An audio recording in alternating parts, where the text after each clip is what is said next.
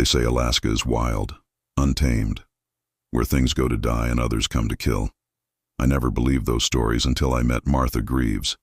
She lives at the end of a dirt road so far north the sun rarely peaks above the horizon in winter, and she's been living there alone for 62 years.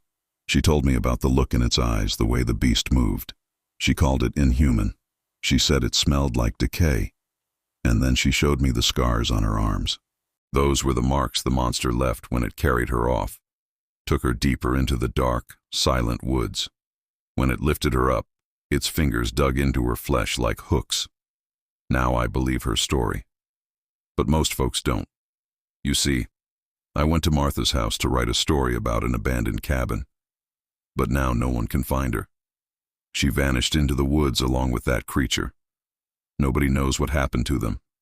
Well, except maybe the forest. It's old. It's seen a lot of things. That's why some folks say the best way to experience Alaska is by hiking or backpacking. There are miles of trails. People come here from all over the world to trek through the wilderness and test themselves against the wild, testing their sanity against the trees. But Alaska isn't kind to those who tempt fate. It will swallow you whole without a second thought. It doesn't matter how well trained you think you are. Most people don't understand the rules of the Alaskan wilderness, and few survive to tell the tale. Because in Alaska, the wilderness fights back. Martha Greaves lived on the edge of the forest. She wasn't just living, though. She was thriving. She was out hunting moose with her rifle, trapping lynx and fox with her traps. Every morning she was feeding her birds. Said it was the least she could do after all these years. She'd even built a studio where she carved sculptures from wood and stone. She told me that she liked being alone. It gave her peace.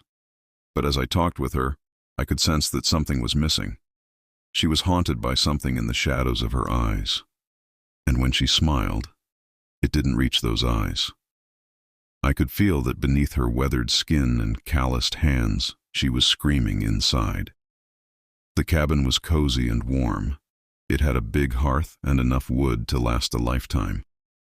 Plus, she was loaded with cash from trapping and selling her art. She was ready to stay in her cabin forever. But sometimes in the night, she would hear sounds outside. Sometimes she thought it was just the wind. Other times, she wasn't so sure.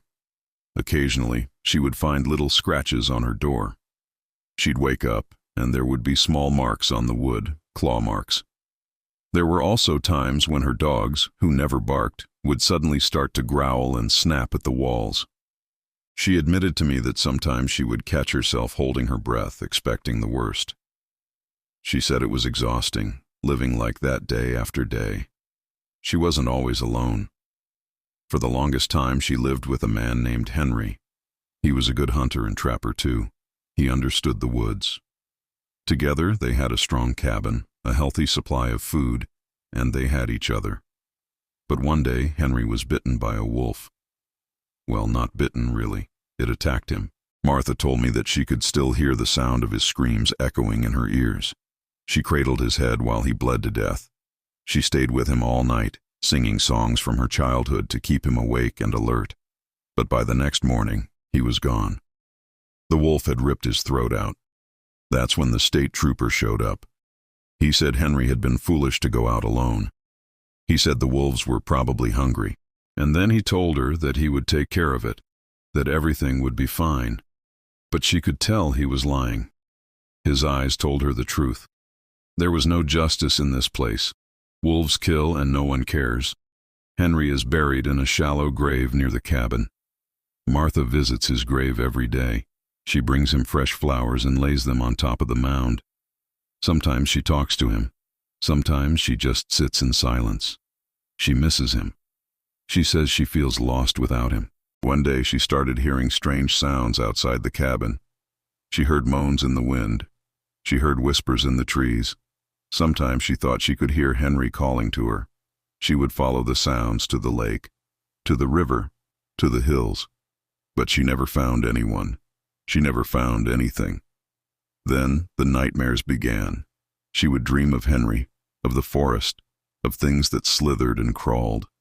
And when she awoke, she would find new scratches on her door. One night, she awoke to a scratching sound coming from the floor above her. She lay in bed listening intently. Then she heard it again, a slow, deliberate scratching like something dragging itself closer to her. She got up, grabbed her gun, and slowly walked toward the noise. She crept up the stairs and approached the attic door. She paused, took a deep breath, and pushed the door open. Inside, darkness pressed against her like a shroud. She fumbled for the light switch, but it was no use. Something was already there. It had been waiting for her. She ran as fast as she could, stumbling through the underbrush, branches whipping at her face, twigs snapping beneath her feet. Behind her, she could hear the thing moving through the trees. It was getting closer. She burst out of the trees and onto the frozen lake.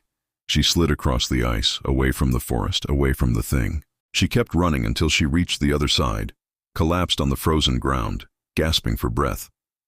She lay there for a long time, shivering, afraid to move, afraid to make a sound. When she finally got up, she saw something in the snow. It was a footprint, huge, deep, and round, like a giant boot print. She stared at it, tears freezing on her cheeks. She realized that it wasn't a footprint at all. It was a handprint. The thing had followed her to the lake. It had watched her. She stayed in the cabin after that, barricaded inside with her guns and her fears. But sometimes at night she would hear the sound of footsteps on the frozen ground outside. Sometimes she would wake up and find new scratches on the door. Sometimes she would look out the window and see a shape moving in the trees, a dark, twisted shape that seemed to mock her from beyond the pale moonlight. She knew it was out there.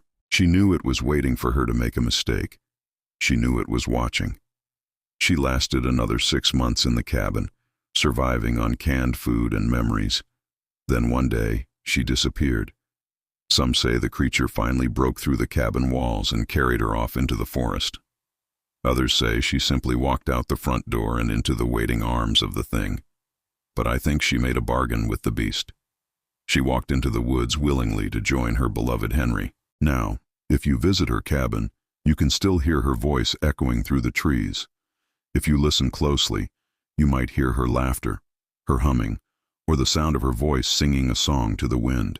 And if you venture out into the forest, you might find strange symbols carved into the trunks of trees. Some say those are Martha's signs, markers to guide her lost love back to her. But beware. If you follow those signs, you might just find yourself lost in the Alaskan wilderness forever. Like and subscribe, or I'll send the thing from under your bed to convince you.